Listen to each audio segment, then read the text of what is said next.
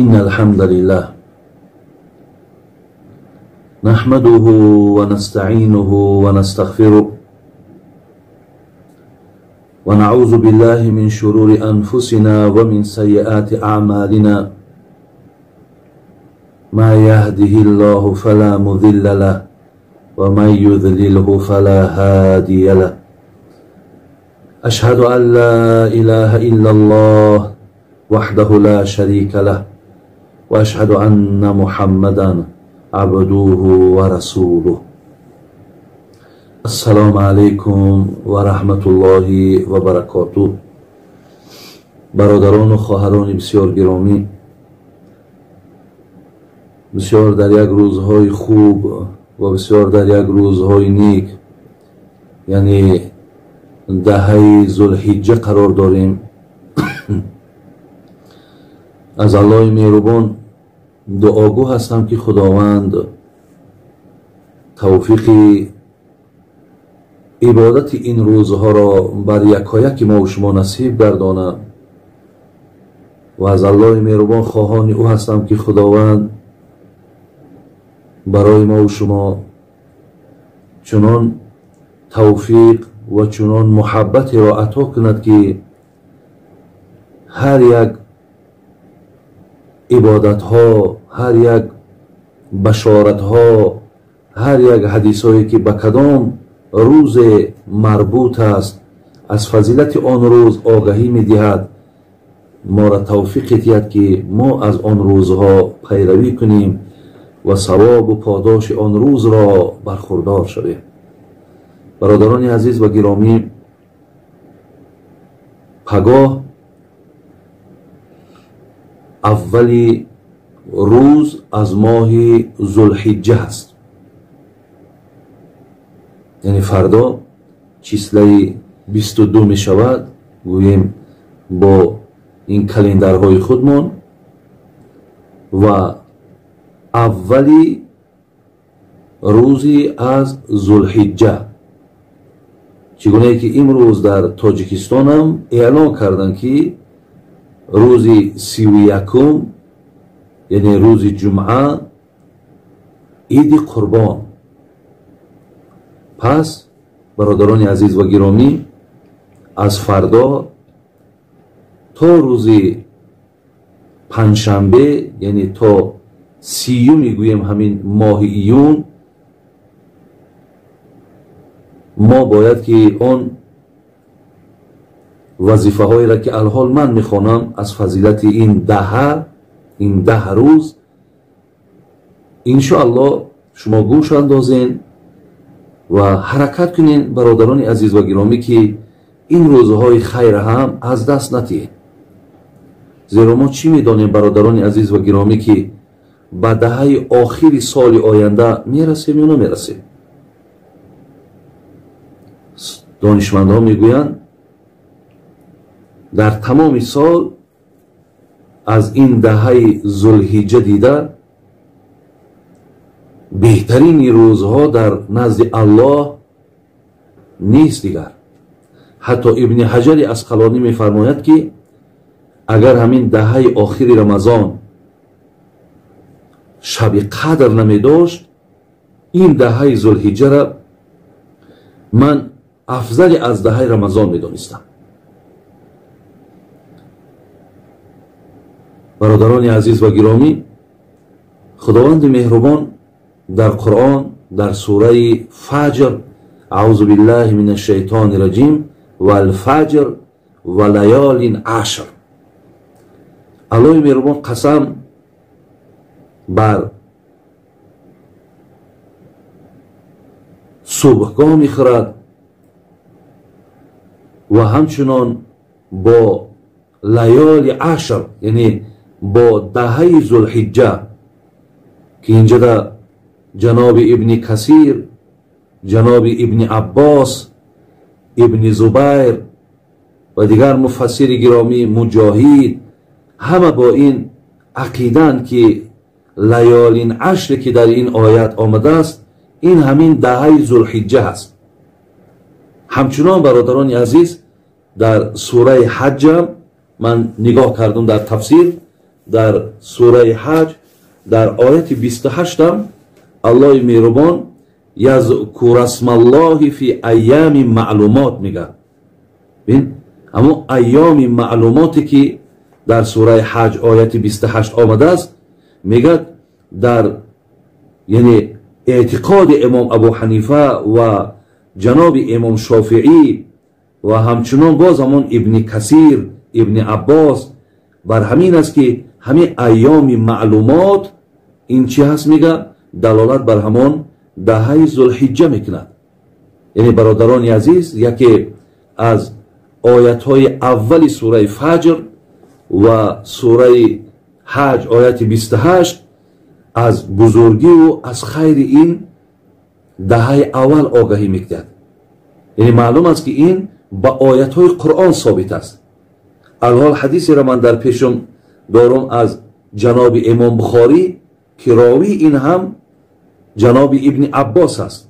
برادران عزیز حدیث را گوش میکنیم که پیامبر در این حدیث چی میفرماید؟ ان ابن عباس رضی الله عنهما قال قال رسول الله صلی الله علیه و سلم ما من ایام العمل الصالح فيها احب الى الله من هذه الايام يعني ايام العشر. قالوا يا رسول الله ولا الجهاد في سبيل الله؟ قال ولا الجهاد في سبيل الله الا الرجل خرج بنفسه وماله فلم يرجع من ذلك بشيء. برادران عزیز و گرامی این حدیث معناش چی است؟ پیامبر نازنین ما فرمود که در این دهه یعنی هیچ عمل انسان خواه از تکبیر باشد، خواه از تحلیل باشد، خواه از تسبیح باشد، خواه از صدقه باشد، خواه از توبه باشد، خواه از نماز باشد، یعنی جمله عمل صالح، یعنی هیچ عملهای صالح بزرگتر و قبولتر و محبوبتر از این دهه اول نیست گفتم پیامبر. یعنی هر کسی که در این دهه این عملها را این عبادتها را انجام میدهد این بهترین است از دیگر روزهایی که برادران عزیز گویم بیرون از دهه ذوالحجه هستند. برای همین ما باید که در این روزها چیکار کنیم؟ در این روزها برادران عزیز یعنی از روز اول یعنی از پگاه ما باید روزدار باشیم. شما ببینید که اگر روز 31 یعنی روز جمعه اگر عید باشد، روز پنجشنبهش یعنی روز 30 همین ایون روز عرفه است. یعنی پیامبر نازنین گفتن که هر کسی که اگر در روز نهم روزه میگیرد، شاید آدمانی که یکم نگرفتن یعنی دوم روزه نگرفتن، سوم نگرفتن، خب اومدن روز نهم همین را گرفتن. در اینجا هم حدیث از پیغمبرمون داریم صلی الله علیه و سلم که از ابی قتاده روایت میکند. این حدیث هم حدیث مسلم است. پیامبرمون گفتن که سئل رسول الله صلی الله علیه و سلم عن صوم یوم عرفه، میگه پیامبر از روز نهم همین ذوالحجه پرسیدن، یعنی روزی گویم 30 همین ایون میشود، روز پنجشنبه. گفتن اگر همین روزه بگیریم چی حضرت؟ پیامبرمون چی گفتن؟ گفتن یکفر السنه الماضیه الباقیه. پیامبرمون گفتن که اگر کسی حتی روز نهم شب که روزه گیرد یعنی کفارت خطاهای شما، کفارت لغزش های شما، کفارت گویم همون گناه های شما حتی سالانه و حتی آینده می آمدگیشه خداوند به توفیل آن که شما روز نهم ذوالحجه روزه میگیرین الله میبخشه. پس در این روزها برادران عزیز و گرامی ما باید که یعنی وظیفه هایی که داریم باید این 10 روز را روزه بگیریم تا روز نهم، روز 31 الکی روز عید میشه. در این روز روزه گرفتن نیست، تا همون روز باید ما روزدار باشیم. یکی از وظیفه هایی که در این دهه ذوالحجه میشود. غیر این باز تکبیر هست، تحلیل هست، یعنی الله اکبر و لا اله الا الله سبحان الله الحمدلله. برادر عزیز تا همین دهه باید اینا ما و شما هیچگاه ترک نکنیم. در خانه هم باشیم، در کوچه هم باشیم، در بازار هم باشیم، در هر جا باشیم، میگه باید که در همین 10 روز شما تکبیر و تحلیل و تسبیح را باید زیاد کنید. و از روز نهم برادران عزیز ناگفته نماند، یعنی از روز پنجشنبه، روز نهمی بگیم عرفه می شود از ماه ذوالحجه، یعنی از بامدادش، از نماز پشت نماز، یعنی از بامداد روز نهم، روز نهم ذوالحجه، یعنی گویم اکو من حساب کردیستم از روز پنجشنبه می شود روز 30 ایون. شما از نماز بامداد پشت هر یک نماز فرض، خواه زن باشد خواه مرد باشد، باید که شما برادر عزیز تکبیر و تشریق میگن، یعنی الله اکبر الله اکبر، لا اله الا الله والله اکبر، الله اکبر ولله الحمد. انا میره یک بار بعد هر یک نماز فرض خواندن. خب امام اگر گفت با همراه امام باید که قومم گویا، اگر امامم که فراموش کرد باید قومم همین تکبیر باید که بلند گوین. در حالتهای وقتی که مثال شما اگر جماعت خوانید، اگر تنها گذارم که باشین، این تکبیر به گردنمون واجبه. اگر نگوییم برادران عزیز ما و شما گناهگار میشیم. از این خاطر از روز پنجشنبه سر می شود پشتی 23 نماز، یعنی روز پنجشنبه میگیم، روز جمعه میگیم، روز شنبه میگیم، روز یکشنبه میگیم، روز دوشنبه تا نماز عصر. نماز عصر که خواندیم و پشتش همین تکبیر که گفتیم به همین دیگر از گردن ما و شما ساقط می شود. پس برادران عزیز و گرامی، یعنی معلوم شد که این روزها خیلی بهترین روزهای از سال به شما می رود و وظیفه های ما در این روزها چی بوده است؟ انا همین بوده است که ما باید از این دهه ذوالحجه روزه بگیریم و کسانی که یکی اگر نتوانستند و نگرفتند، حداقل برادران عزیز همون روز نهمی ذوالحجه که روز پنجشنبه می شود و خیلی دیدیم که بشارت هم بشارتی بلند است، مغفرت گناه ما و شما سالانش است، این هم برادرها از دست ندیم.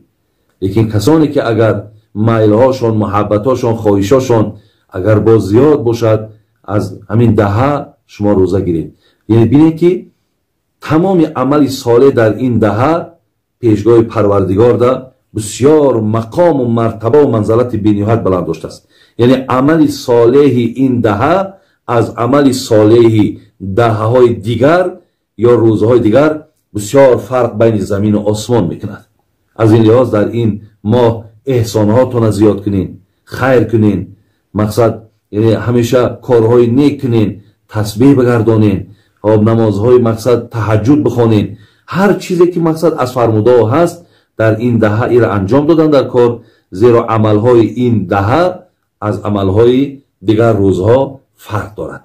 و دیگر چیزی که در این انا گویم روزی 31 که روز عید است، ما باید وقتی که اگر امسال که به سبب این بیماری ها برادران عزیز در مسجد ها جمع آمد نمی شود، ولی برای شما مسئله را دانستن این است که همون سحر هر کسی که مقصد اگر در کجایی که یکی مبادای مسجد باشد و مردم مثال اگر مسجد می رفتگی باشند، یعنی شاید تا او روز الله دانا است، ممکن در دولت هایی که سخنی مرا میشنوین ممکن در اونجا یکون امکانیت پیدا شد و مثلا اجازت شد، شما باید که سحر چیزی ناخورده روید، همچنان لباس های تازه هاتون رو میپوشین، در راه همین الله اکبر الله اکبر لا اله الا الله والله اکبر الله اکبر ولله الحمد گفته مقصد مسجد میرین با از اونجا گشته میایین. یا شاید که شما خانه یگان نفر از نزدیکاتون، دوستاتون، پدرهاتون، مادرهاتون که رفتین، در راه هم باید که همین تکبیرها را، همین گویم تسبیح ها را شما باید که گفتن گیرین و تکرار کنین، زیرا لحظه هایی هست که در این لحظه ها بسیار پاداش و ثوابی زیاد دارد. و دیگر چیزی که در این انا روز عید برای همگان ما و شما معلوم است، این قربانی است.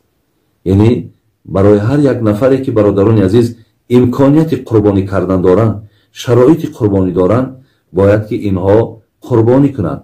молҳое ки барои қурбонӣ ҳаст, ин гӯсфанд аст ё буз аст ё мақсад гов ҳаст, фарқ надорад вай буқа аст, гов аст ё шутур.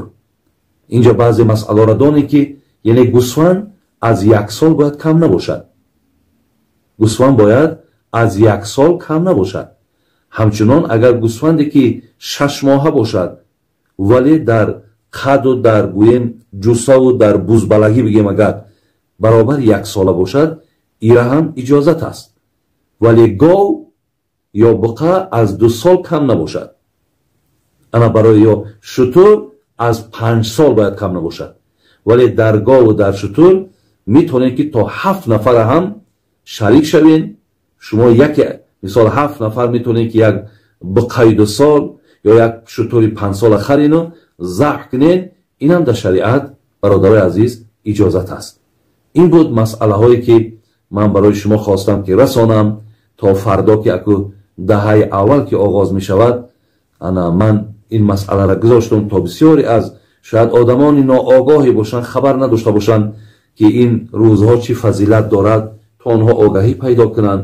ва касоне ки агар ба шарте ки мақсад медонистанд ва боз иншоаллоҳ шунидани ин даҳам худо хоҳад боз савоб мегирем ва ба дигарҳо ҳам расонем, то аз ин фазилатҳо, то аз ин рӯзҳо бебаҳра намонанд.